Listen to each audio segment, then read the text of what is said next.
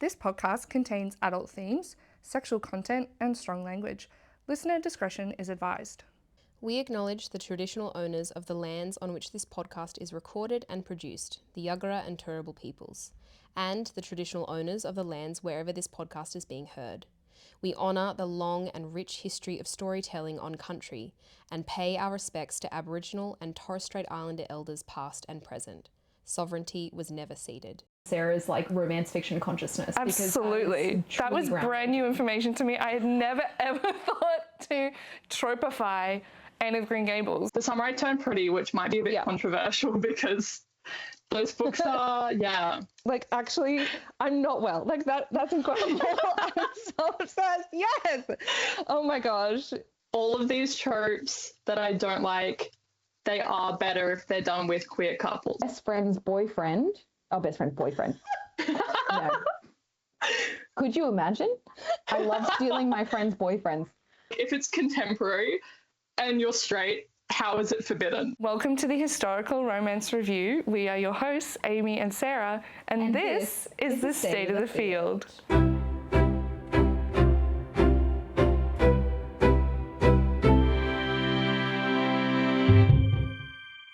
Hello everyone, welcome back. For this State of the Field episode, we're actually doing something a little bit different. A little bit Sarah, exciting, a little bit brand new. Do you want to tell everybody what we're doing today? Absolutely. For today's episode, we have a special treat for everyone. We are actually interviewing a friend of the pod, a long-time listener and personal friend and student of Amy's. Student of history. Romance fiction. All of the above. Yep. Shania.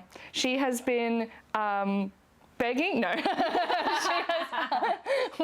we have invited her to come onto the podcast for our very special State of the Field episode, which today we are discussing the specific area of romance fiction, which is the tropes that we all know and love, and the tropes that our books are marketed by. So we're interviewing Shania for that. We've actually already done the interview. This is our post-interview.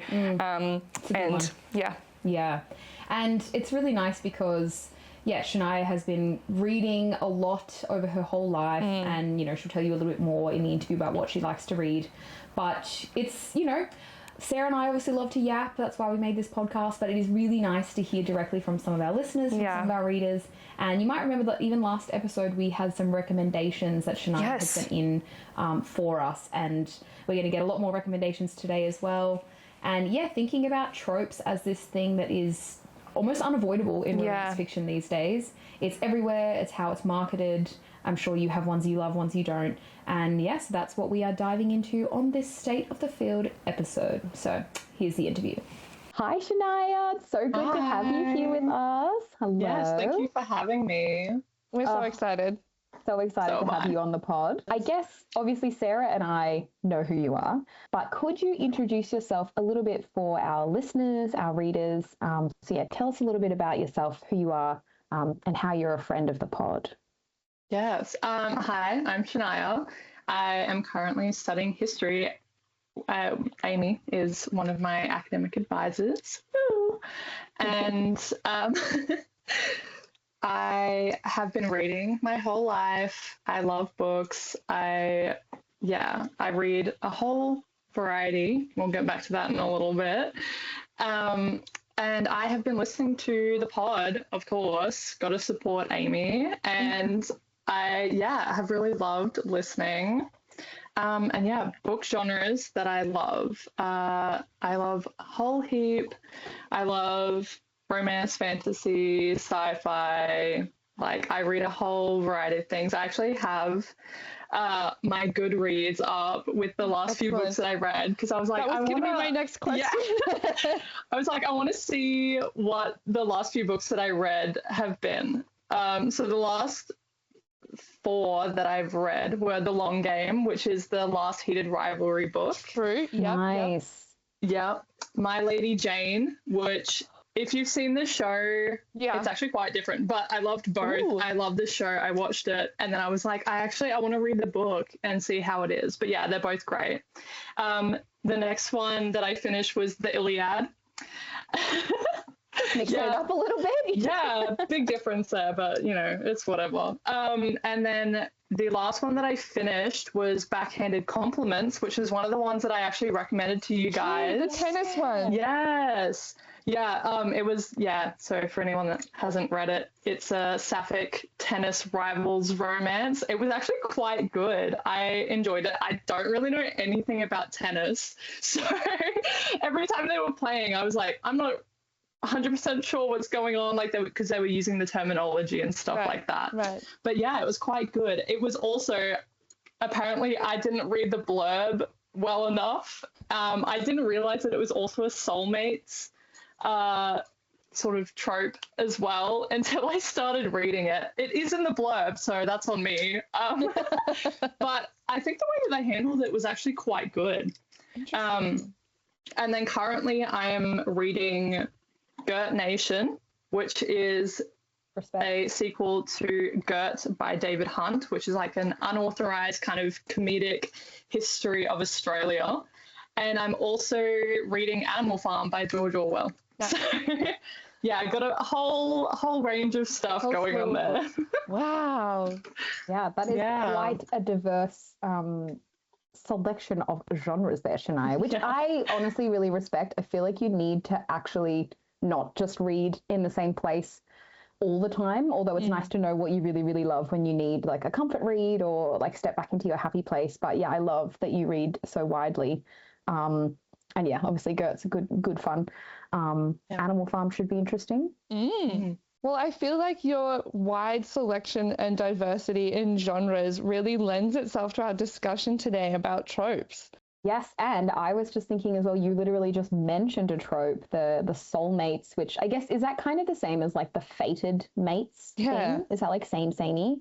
Yeah, and like, I love that you even identified that of like, it was in the blurb and yet you'd forgotten that you read that and you were kind of surprised that it came up. And so yeah, I guess that kind of is good for one of the first questions that we wanted to ask you, which is, tropes are such a huge part of how books are marketed nowadays. Like you just said, it's in the blurb of most of them. Sometimes it's on the Goodreads, like all that kind of stuff. Why do you think that marketing books using tropes so much is so popular? Like, is there a reason for this, do you think? Ooh, I think, preface, I will be talking about fan fiction quite a bit in this discussion. I think it's an incredibly relevant thing to talk about. I think I can see where you're heading with this and I'm excited. So let's dive in. Yes. I think part of the reason is, of course, book tropes have been around for many years, many years. The first use of the word tropes in relation to books was actually decades ago. It was like the 70s or something. It was a long time ago. But I think it has become more popular because of fan fiction, because of the way that like fan fiction generally is written based on specific tropes, sometimes, really, really specific ones. And yeah, because fan fiction, you tag tropes and stuff like that. So I think that's part of it. It's actually really interesting that some popular tropes that are now used in published fiction came from fan fiction, like the Omegaverse. That came from supernatural fan fiction. So yeah, that's definitely part of it.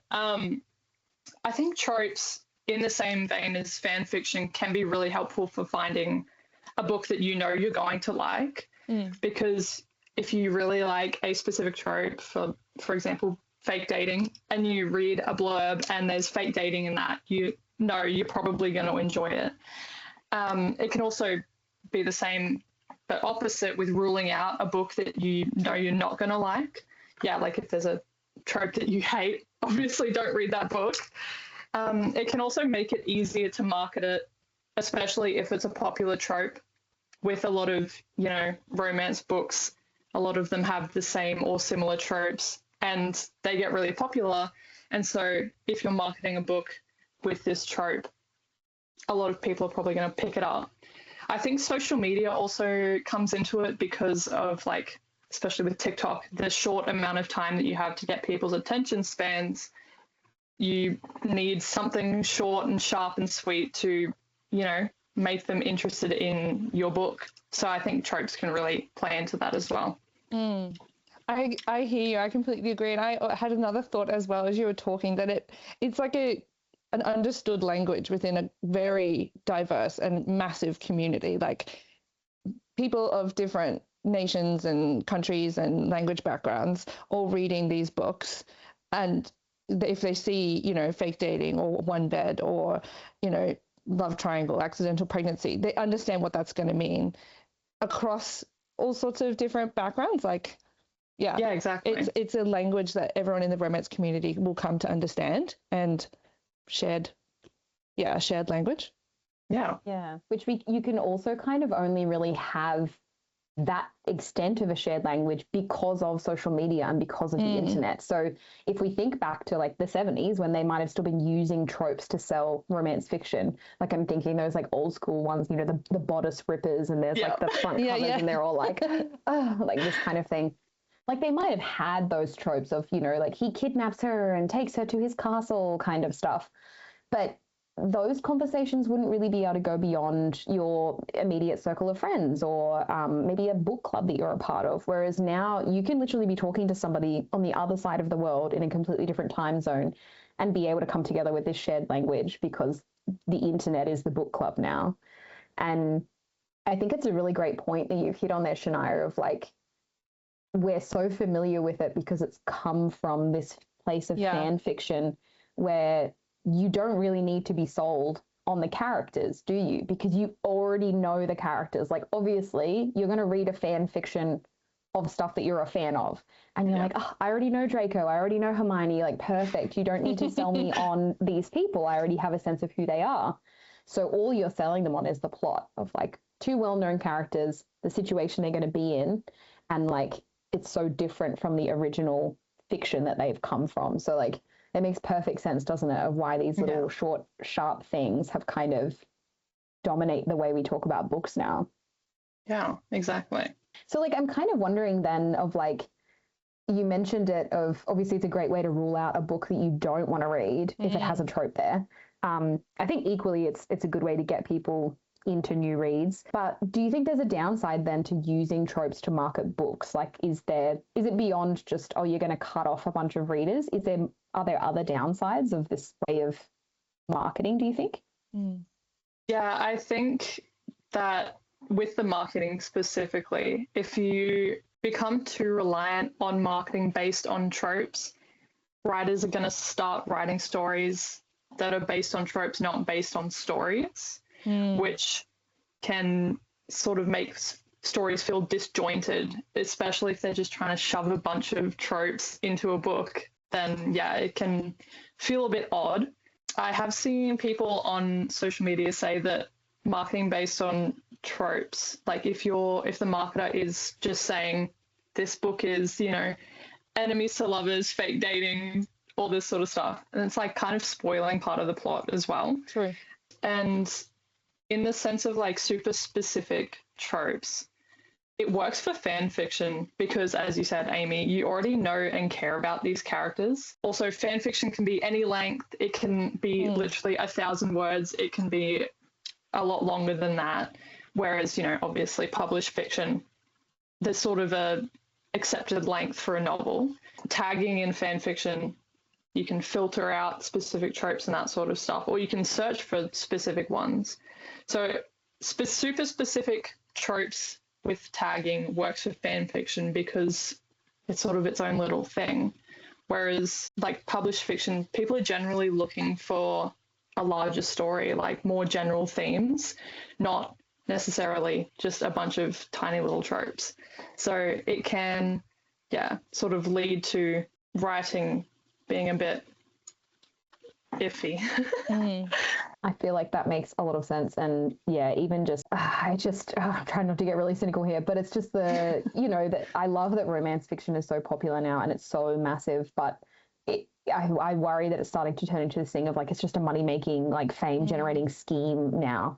And even if authors are doing, like an Ali Hazelwood thing, right? Where it's like a publisher looked at her and was like, oh, great, you're a woman in science. You're going to write science, academia, romance. And she's like, but I want to write about vampires. I want to write about the Omegaverse, But it was like she wrote those stories in a particular niche to sell them a particular way so she could get her foot in the door. And now she's so famous, she can write whatever she wants, and that's great.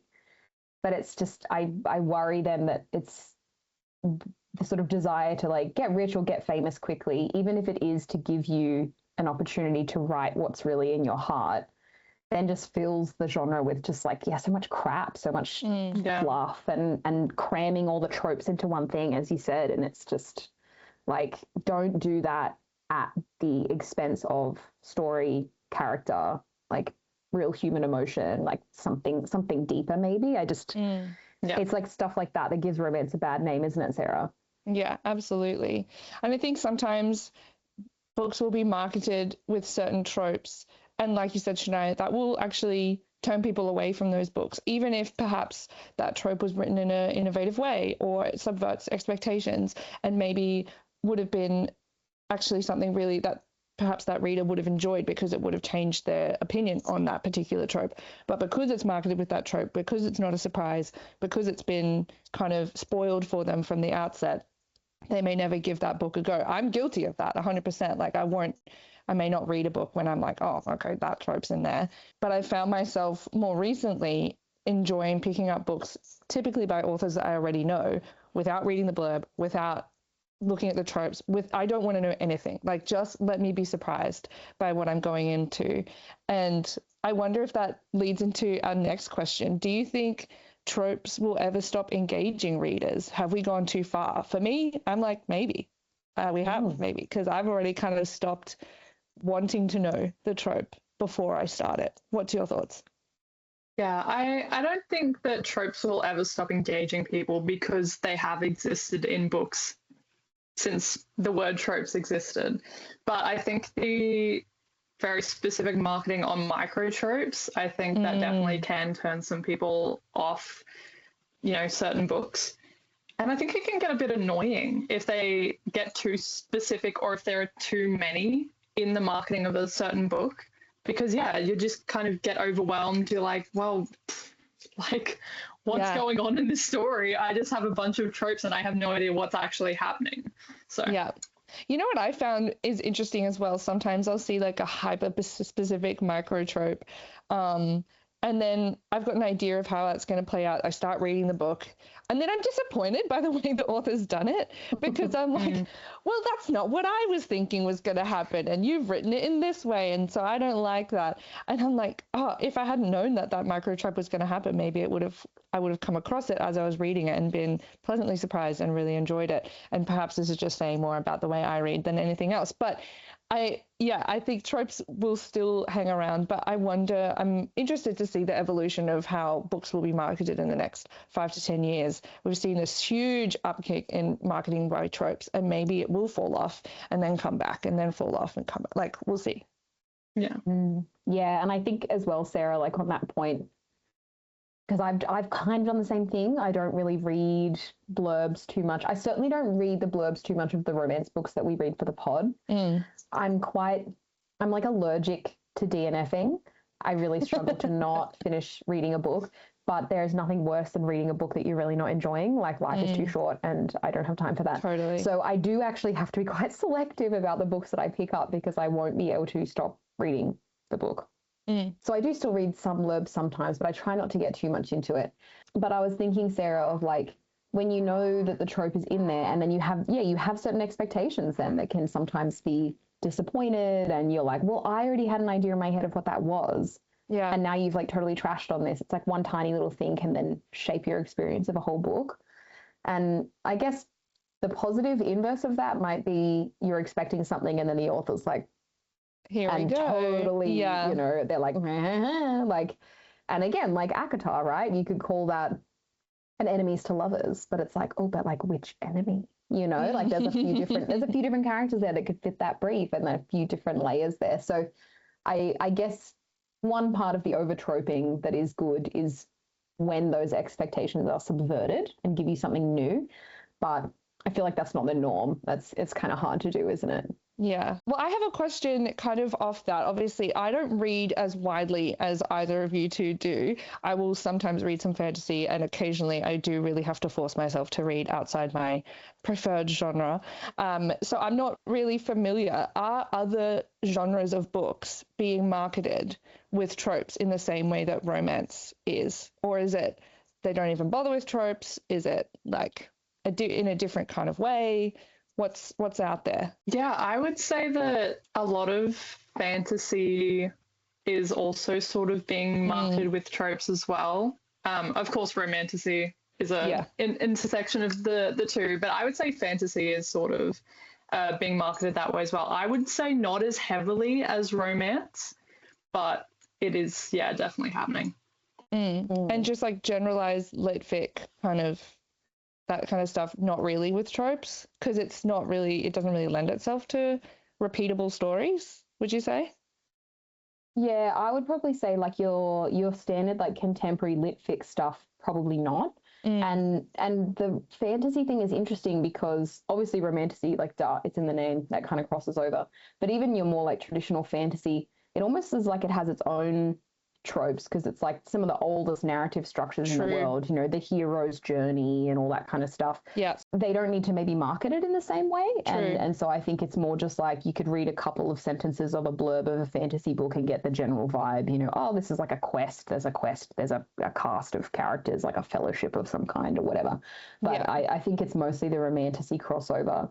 They, again, all the subgenres have their own little language, but I don't think they market using tropes in the same way. But one thing that is really interesting that I thought I would mention is I have a friend that works in publishing, and she's worked in publishing for many years, and she's currently working for Dimmicks. And I forget the actual title of her role, but she sort of works in like acquisitions and like marketing and sort of putting together their catalogue of children's fiction and I think a little bit of YA.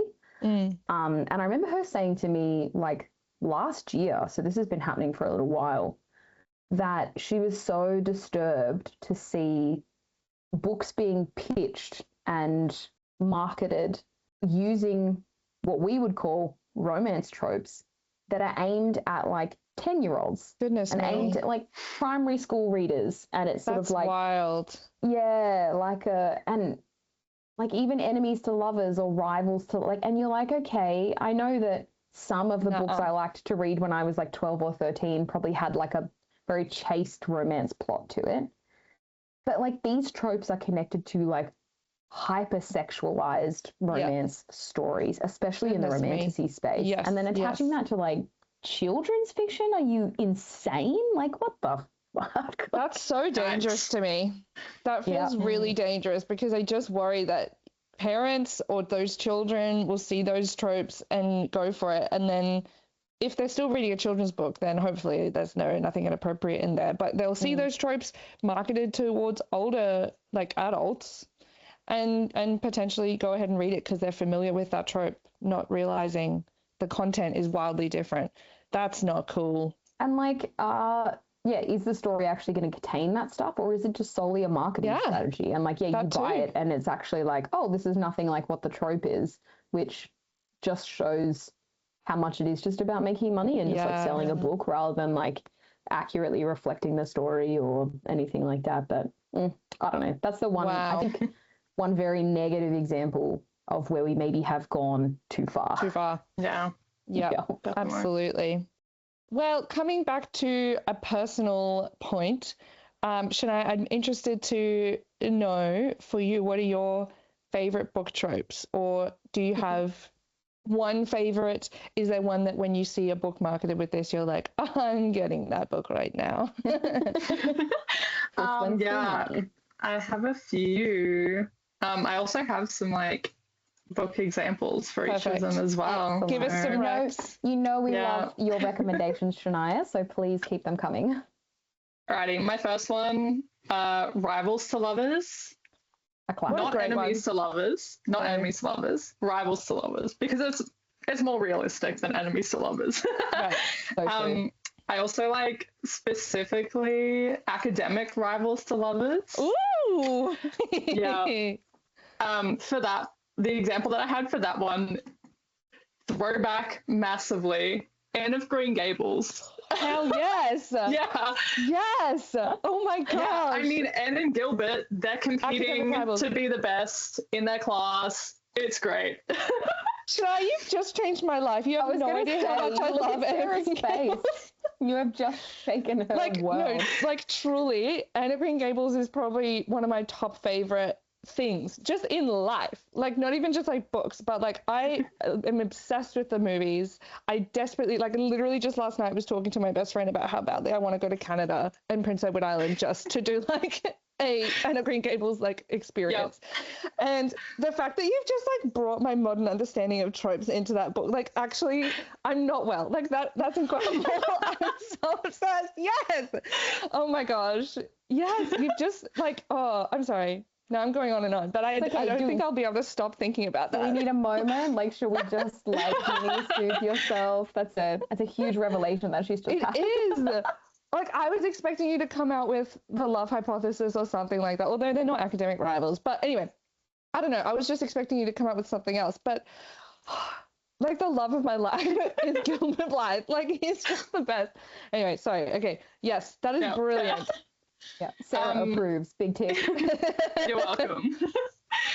Some more rivals to lovers, not specifically academic anymore. Red, White, and Royal Blue, which was also another one of my recommendations. Yes. Incredible. I'm actually genuinely keen to read that one, to be fair. I love, just because of the cultural, like, historical kind of thing of, like, England and America. I'm very excited. It's so fun. It's so fun. And then, going back to Backhanded Compliments, the Sapphic Tennis book by Katie Chandler, if anyone wants to read. That's got rivals to lovers and, as I said before, soulmates, which is very fun. Another one of my favorites, Fake Dating. Me too. Yep.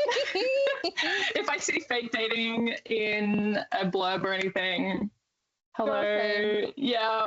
Oh my gosh. Some recs for that one. Okay. Yeah, I love it. Better Than the Movies by Lynn Painter, my queen. Literally anything written by her, I will read. I love all of her books. They're all amazing. Better Than the Movies. It is YA, but I do love a YA romance. Another rec for that one, Picking Daisies on Sundays by Liana Cincotti. That one got kind of famous on TikTok, and it was alright. It was pretty good. Also had that Fake Dating, and also had another one of my favorites, Friends to Lovers. Yeah, that's a good one. See, when I was doing this, I was like realizing that all of my favorite tropes are like ones where the two love interests like already know each other. Yeah. Or like have gotten to know each other. And I'm like, I don't know if that's because like I'm an arrow ace girly and I'm like, I don't know how you can fall in love with someone if you don't know them. But anyway, some more Friends to Lovers, Rex, The Summer I Turned Pretty, which might be a bit controversial because those books are, I love the show though. So, me too. I love the show. Yeah. And then, of course, People We Meet on Vacation, classic. Yeah. And then some that I wrote down that I'm like, they might be a bit fan fiction specific. I'm ready. So I have AUs, which for anyone that doesn't read fan fiction stands for alternate universes. Yeah. Like coffee shop AUs, soulmate AUs, just like magic AUs. I love just taking a piece of fiction that is like really realistic and then just putting it in a universe that's just nothing like. It's incredible. And then also time loop fics. Ooh. And I was going through all of like my read books on Goodreads, and I realized I have actually read a romance book that has a time loop trope in it. Yeah. And it's by Lynn Painter again. Love her. Sensing a her book, The Do-Over, which, you can kind of get from the title. It has a time loop in it.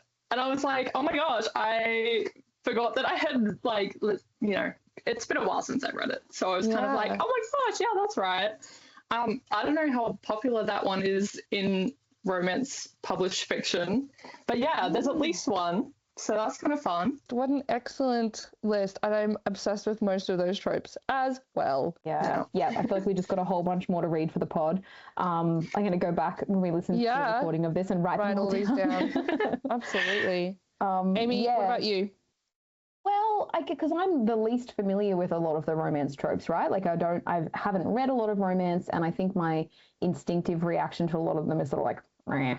But I do like the friends to lovers for kind of the reason that you said as well, Shania, is like, it's usually quite wholesome, it's quite nice, and I think that is a very realistic and accurate way of showing like the development of romantic relationships. So when it's done well, I really like it.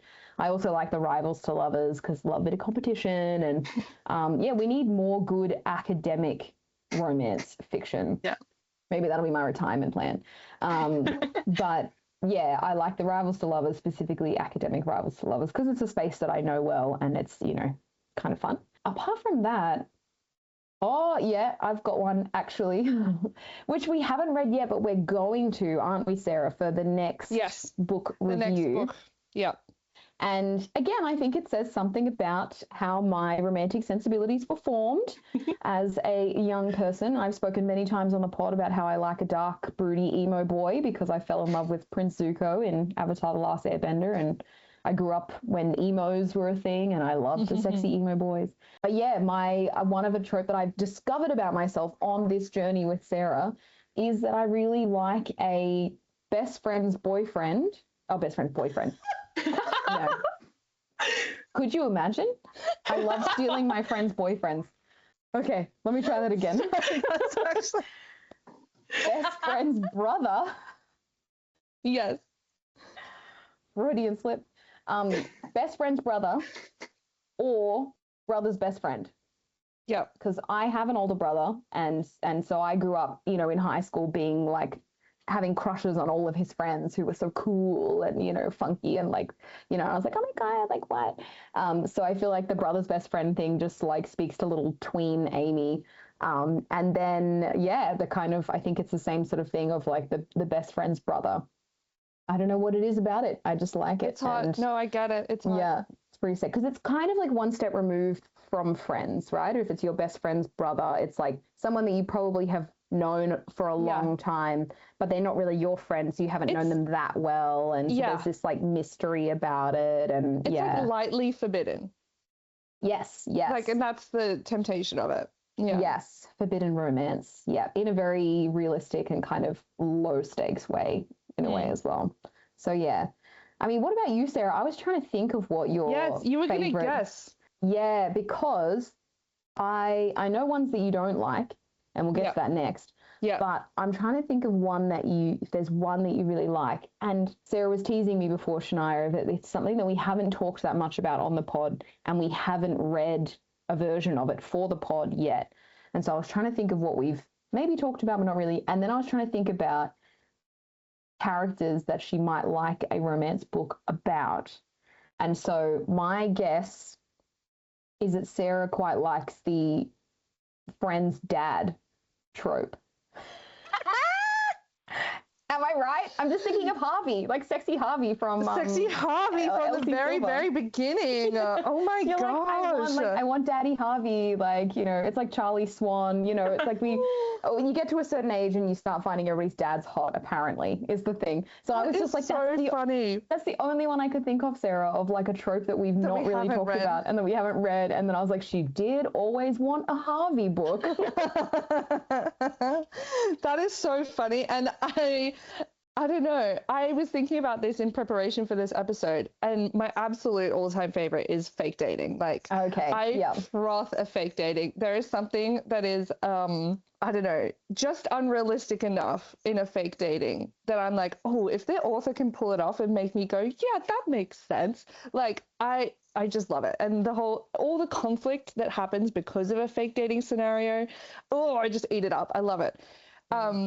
I was thinking about it. I was like, age gap is not like one of my favorite. It's not like my top favorite, but I do, if an age gap romance is done well, I think it's really good. And a good example of that, or maybe just an example of that, is Elsie Silver's, what is it? It's Wild something. It's in her Wild series. It's just come out.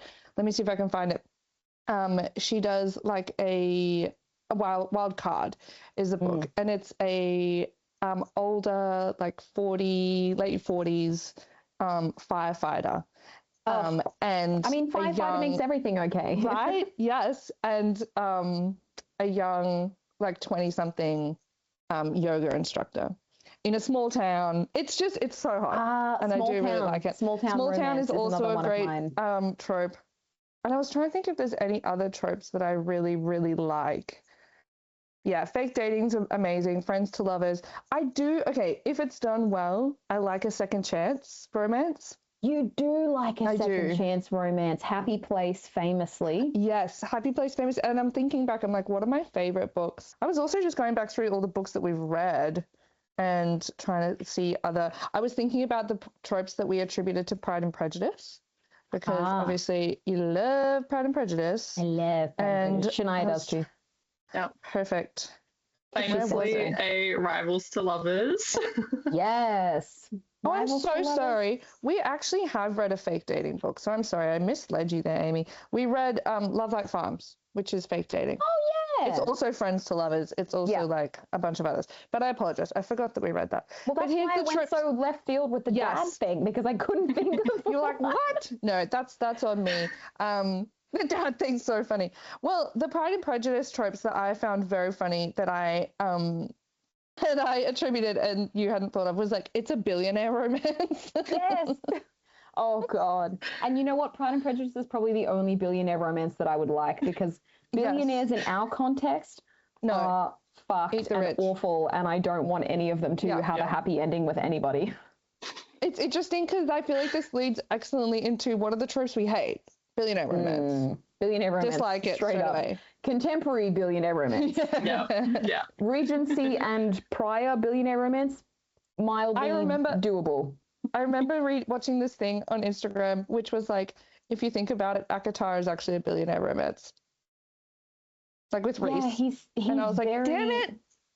I mean, but you could say that about anybody that's like the prince, the princess thing, right? Yeah, they're like their positions of power and all that kind of thing. Yeah. And look, I don't love the power imbalance of Akatar, where it's like he's literally some 500-year-old like lord of the night court, and she's like some 19-year-old illiterate peasant. And yet they're fated mates. They're fated mates. They have the fated mate trope. Maybe fated mates is one that I don't really like. What I'm noticing that we're saying a lot is when it's done well, we like it. And isn't that just the truth about everything? When we like it, it's good. When we don't like it, it's bad. It's bad. But we talked about this, Yeah, I just wonder if like the soulmates thing, it's on the fence for me. I think sometimes I really don't like it. I'm cool with it in fantasy. I think in a contemporary like romance book, I'm like, I don't know. Yeah, so Shania, you said there was like a soulmates thing in the one you just read. Like, how did you, and it also sounded like you were maybe a bit like, if I had have known, I wouldn't have read it kind of vibe. Do you like the soulmates thing, and how did it play out in this contemporary romance for you? Yeah, I agree. It can be a bit iffy in contemporary romance. I don't know if I like wouldn't have read the book if I had realized. I probably still would have, because I do love a soulmate AU fan fiction. Right. But yeah, honestly, the way that the author handled it was actually quite well done. Like they really went into the history of soulmates. Like there's this scene where they're in a museum and there's like ancient Greek statues that have like the soul marks on their wrists and that sort of thing. There's characters that don't have soul marks, and so they like sort of deal with that and what that means. The two main characters, one of them is like, she puts a lot of stock into soulmates, and the other one, she wants to be able to choose who she loves, like herself. So they like really go into it quite a lot, and it was actually quite good. Yeah. It's pretty good. It's made part of the world and part of the plot. I like it. Yeah, it was pretty good. I'm trying to think as well because I also am a bit iffy sometimes with the fake dating thing. I did like it in Love Light Farms, but maybe I liked it because it was friends to lovers as well. So the fake dating aspect of it made sense. It was like, hey, come on, just like help me out for this thing that I need you to do because you're my pal and I've been secretly in love with you. So like that the fake dating was part of the friends to lovers, so it made sense. But if I think about the other fake dating that I've read, which is the love hypothesis. And I fucking hate that. I hate it so much. And because it's just not realistic to me. Like this, when fake dating is paired with the enemies to lovers or rivals to lovers, it doesn't make sense. Why would you agree to be in a situation like that with someone that you genuinely dislike? And that just frustrates me a little bit. And that maybe feels like it's when the desire to get the trope in is kind of counteracting like genuine plot maybe. But I can't really think of too many others that I dislike. Sarah, what about you?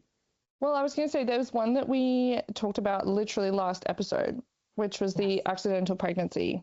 Famously one of your least favorites. Yeah, famously one of the romance world's least favorites. It's quite a contentious trope.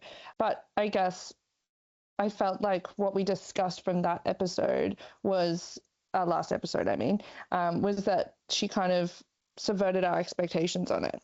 Yeah. So any thoughts there, Shania, any tropes that you hate, tropes that have been subverted in your expectations? Yeah, some of the ones that I don't really like, arranged marriage, because marriage. Yeah. What about marriage of convenience? Are they different to you? I think depends what the situation is that they need to marry. Yeah. And also, like, all of these tropes that I don't like, they are better if they're done with queer couples. Just for Ain't me. that the truth? I feel like most of the stories that are just cringe and awful in hetero romances are actually so wholesome and lovely and exciting to explore in queer romances. Yeah. That's another one is forbidden love for straight people. I'm like, what? Why is it forbidden? They're not allowed to have forbidden love. Yeah, like I get it if it's like a historical romance and they're like different classes or something like that. Yeah, that makes sense. But like if it's contemporary and you're straight, how is it forbidden? Yeah. Another one, I don't really like age gap. Ooh, okay. I don't like that one. An example, Amy's favorite author, Ali Hazelwood. I actually like a lot of her books. Same. But when I saw problematic summer romance and then I saw it was an age gap, I was like, I'm not reading that. Interesting. Yeah, interesting. I don't know. It's just like weird power dynamics. Yeah, don't love it. But, you know, if you like it, good for you. Another one that I don't know if I dislike it per se, but I don't read it personally, is the Omegaverse. I don't know why, it just doesn't appeal to me. But I know it's very prolific in both published fiction and fan fiction. And then, yeah, my last one is pregnancy trope. But, you know, I got to say, listening to the pod when you guys did Out on a Limb, it sounded like it wasn't terrible, like the way the authors subverted the trope and the way that the characters like connected through it and stuff. It didn't sound terrible. So, yeah. Yeah. I think with that as well, like I wonder, because I have a sort of instinctive thing of like pregnancy, like whatever. And I wonder if it's just because maybe in society as a whole, and I'm going to get real philosophical here, there's this idea that like when a woman becomes pregnant, like that's it. She's just ceases to be an individual person. She ceases to have a story. She ceases to have any kind of change or development. Like she's just a mother now, or she's just having a baby. And I think we feel that way because there have been so many times in fiction where that's exactly what happens to female characters when they become pregnant. They're just kind of like, now everything is about your pregnancy. It's just about this and this child. Like that's it. And I think what was nice about Out on a Limb was like, the romance took place across the entire pregnancy and the pregnancy was a part of the romance, but you very much felt like the main plot was still these two adult characters getting to know each other and falling in love, and it was sexy and cute and all this kind of stuff. And so I wonder if that's a great way to subvert that pregnancy trope. So seeing it built in so closely to the development of the romance, I thought was really cool. So I don't know. We of course would recommend, Shania, that you read Out on a Limb, and it's a good start that you've listened to the episode. But I'd like to see more of that done well, I think, would be a cool way to subvert that. I've got another rec actually for accidental pregnancy. If you want another one, I think was actually done really well, which is Ready or Not by Cara Bastone. It's very sweet. It's actually, I mean, hey, do you want me to just like recommend it to you based on the tropes in it? Accidental pregnancy, it's friends to lovers. What else? I could probably come up with others if I had to proper think about it. But it was very, very sweet. And I feel like most of the ones that I'm like, oh, that was actually subverted my expectation is with the accidental pregnancy trope, because so often it's done really poorly. But yeah, I'm just having a scroll trying to see if there's any others. Yeah, I was like scrolling through all my read books and I was like trying to like think of ones that like sort of subverted tropes. I did come up with one. It's one of the books in the Game Changer series, Heated Rivalry. It's the 4th book, Common Goal. And it's an age gap romance, which I know I just said I would never read, but it was part of the series, so I had to. But honestly, it wasn't terrible. I was still a bit like, ooh, this is a little bit weird at points. But the characters, one of them is a hockey player, of course. And he's like early 40s. He is like retiring pretty much like imminently. And he has just come out of a like 20-year marriage to a woman. And just like he's just coming to terms with the fact that he's bisexual. And the other character, the other love interest, he is like 25. He's a bartender. He's like super like confident in the fact that he's gay. He's had quite a lot of experience. And yeah, so it's sort of like the younger character sort of teaching the older character, like, yeah, so it kind of like subverted the trope a little bit, like with, you know, it's not the older one that's like teaching the younger character like the ways about sex and all that sort of stuff. So that was quite interesting. Yeah. And again, to your point that the tropes often work much better when they're in a queer romance. I mean, that might just be the takeaway from this whole episode, right? That it's like tropes are great romance when it's queer romance. Age gap actually can be done really well when the conditions are just right. And I think you said that, Shania, when the power dynamics are not exploitative or gross. Right. Well, I think we have like one more question that I would love to ask you both. And I don't even really know if I have an answer to this. So like, I'd be interested to see what you have to say. But is there a trope that doesn't currently exist, but you wish did? Or maybe if that's too hard, is there a trope that kind of exists, but you've never really seen a book that does it or does it well? I mean, going back to fan fiction, if you can think of it, it's been done. I don't think there's a single trope that doesn't exist in fan fiction somewhere. So I don't know. That's so true. Yeah. Okay, maybe a better question then is there a trope that exists in fan fiction but not in contempt, like in the published, more like, you know, serious publishing world of romance fiction that you would like to see them do? You would like to see a mainstream author tackle this trope? I don't know. Oh my gosh. Probably should have thought about this question a bit more last night. But maybe this is it, right? Is it like you said, literally every trope does exist, and you might not know that you want to read it, but you could come across it, like you'll find a tag somewhere that will point you towards the story. Because again, I don't even like that many or I don't even know that many that exist. So I don't know. There is something I kind of like about the forced proximity as well. Yeah, love it. And then you couple that only one bed. Only one bed. Forced proximity. Put that with like your best friend's brother or your brother's best friend. That's like my high school fantasy going on right there. So I would love that. I had a little list of like micro tropes that are kind of like fan fiction specific. Well, not really, but it works better in fan fiction because, you know, our whole discussion earlier about tropes and stuff. Yes. There was only one bed was one of them. Yes. And these two are quite fanfiction specific because they don't really work without original fiction to go off of. Outside of POVs. So just like people outside of the original story, just like looking at the characters and what's going on and being like, what the hell is happening? There are so many of these in the 911 fandom because the show basically it's just like, what the hell is happening the whole time? Another one that's quite related is social media AUs. So like people posting about what's happening. It's just so funny reading about like normal characters being like, what the heck is happening over like over here? Guys, what is going on? It's so funny. And yeah, like they wouldn't really work in published fiction because it needs something to build off of. I guess it could be possibly like a sequel to a book or something like that. But yeah, they're really good. I love them.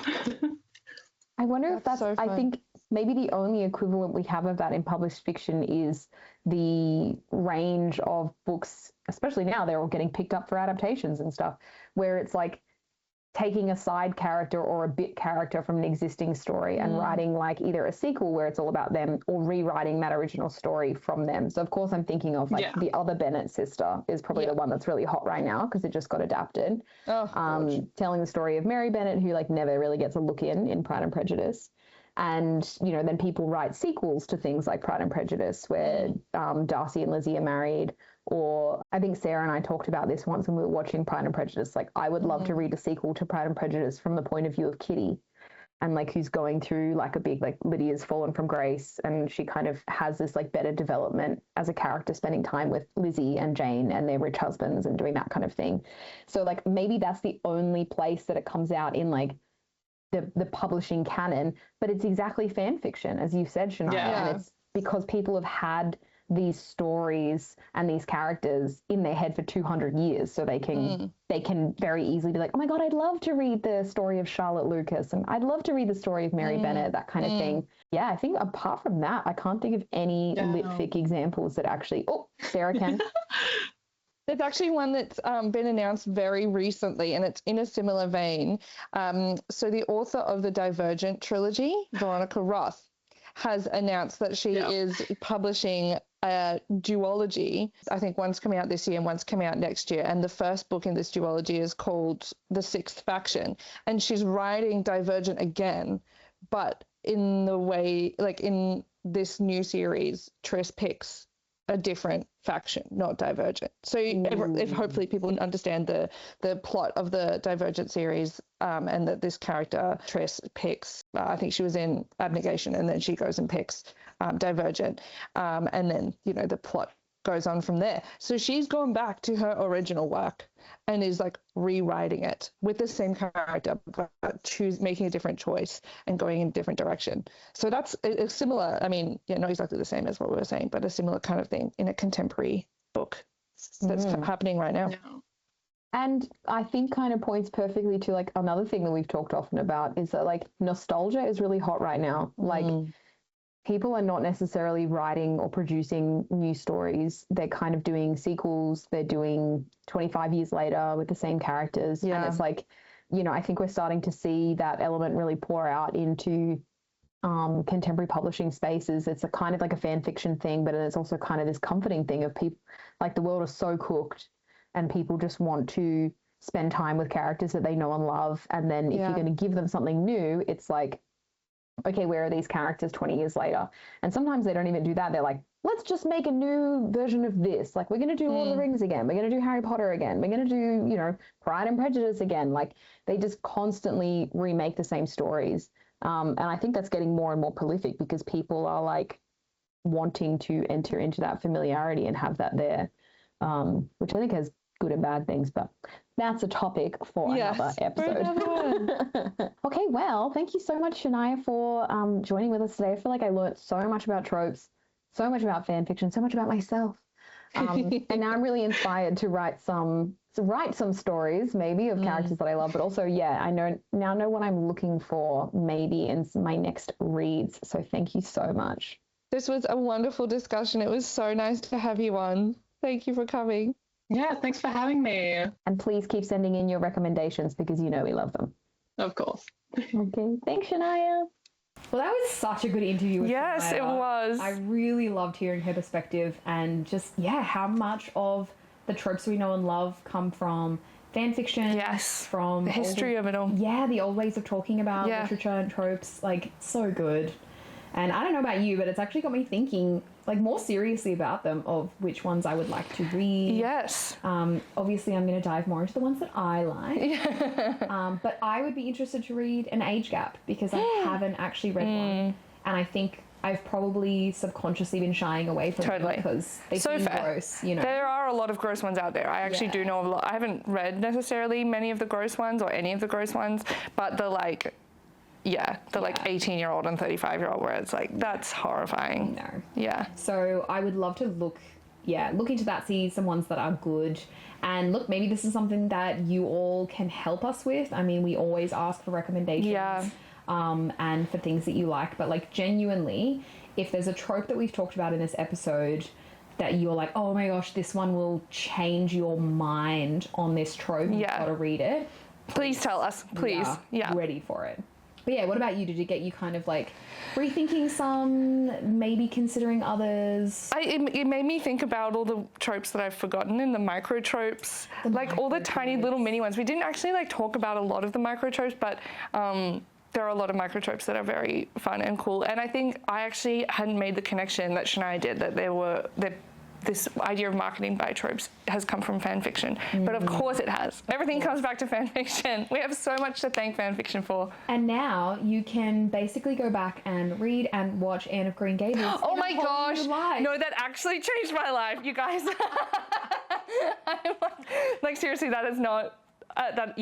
this is a mark the day, guys. Yeah, this is the moment. Shania has now been immortalized in the pod universe. Yes. For her contribution to Sarah's like romance fiction consciousness. Absolutely. That was brand new information to me. I had never ever thought to trope-ify Anne of Green Gables. Yes. Everything can be troped. I truly believe that, like any kind of fiction. But I was just, wow. So I just love Anne of Green Gables so much, and it's so true. Yeah. Oh, I love maybe them. This is a fun exercise now, and it's kind of like what I talked about with the, the spin-offs or the sequels or the other characters' perspectives on existing fiction, is what we mostly get in the published canon. Obviously, you get so much more in fan fiction, but yeah, maybe this is what we do now: is we go back and we trope-ify some of the classics. I would love that. See if it gets you in a new way. I mean, I'm sure we'll do that for our next historical read. Romance that is historic in the genre, which will be coming shortly. But apart from that, I hope you enjoyed the episode today. If you want to hear like more things like this, if you want to come on the pod, please reach out. We're always keen to hear from and interview our listeners. And yeah, as I said, send some recommendations. You can follow us. We're on Instagram, YouTube, TikTok, allegedly. I haven't posted anything recently. We're a bit, we haven't been on there much lately. But we're a bit busy. We have full-time jobs. Yes. Unfortunately, the pod doesn't pay yet, so make us go viral and then we will. And then I'll be on TikTok all the time. But yeah, follow us on there. Send us your recommendations. Send us a DM or voice note. Anything that you've got and you'd like us to read or talk about. And then next episode will be our regular full book review episode, so keep an eye out for that one as well. We actually teased it in the interview. I hope you caught it. And we did. Yes, we teased our next book. So yes, if you caught it, we're not gonna spoil it. We will do our regular no context hints on Instagram, so you can still guess there. But yes, it has one of Amy's favorite tropes. Maybe her favorite trope ever. Probably my favorite trope ever. And I didn't mention the name of the book. Yes. But I did mention the author. Yes, so indeed. See if you can guess. Sleuth away. And I'll be very impressed if you can fit it with the trope as well. Yeah. That is indeed one of my favorites. So exciting. Well, until then, happy reading.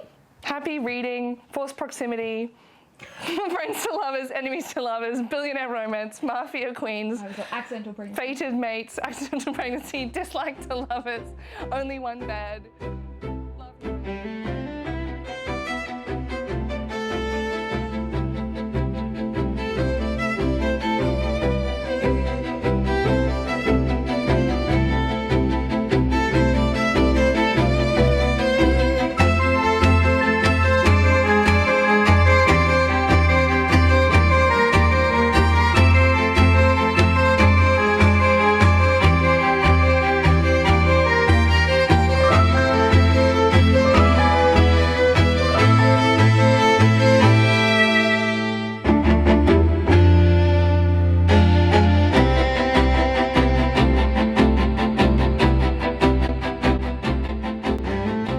The Historical Romance Review is written, recorded and produced in Meanjin, Brisbane.